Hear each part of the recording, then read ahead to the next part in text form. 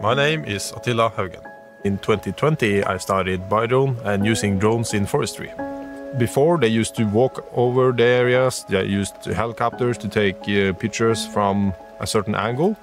But this is expensive, it is not as safe, and also it doesn't give you as much valuable data.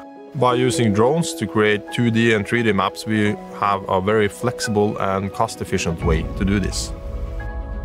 The Matrice 350 gives us way better range and also withstands the Scandinavian weather much better. Using the L1, we can now have high-resolution LiDAR point clouds of the forest, and we can actually penetrate the canopy using the L1. That gives us digital terrain models, etc.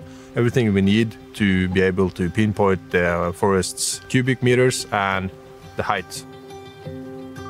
My name is Karin Kringeberg Hogstad. I work as the CMO in Allskog, a Norwegian company owned by 7,800 landowners. We map forest and provide the landowners with a forestry plan. With more drones, we are able to map forest in a much more efficient and precise way.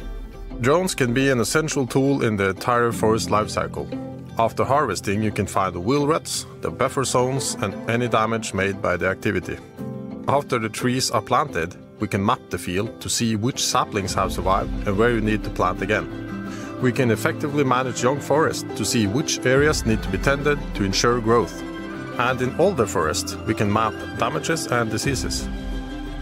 I think we're just at the start of using the drones. By using it and using it of employees in different positions in different departments, we learn from each other and we see every day more possibilities how to use it.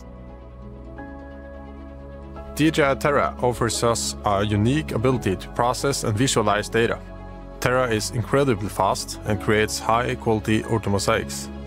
The great thing about drone technology is the ability to use third-party software. That allowed us to develop an AI portal, especially for forestry. In this portal, we and our customers can upload drone data and choose from pre-trained analysis, or train the AI just by annotating it. Through this portal, users can easily analyze everything from tree count, height, species, to diseased, damaged, and dead trees.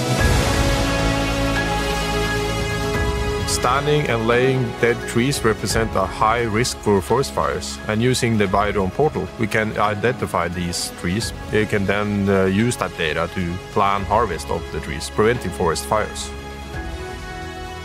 When it comes to the eye, I'm sure that we're just at the start of how can we do smarter business, really looking forward to the further process.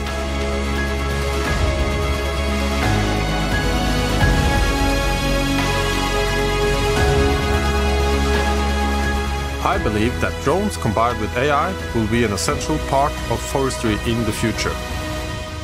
The possibilities are endless.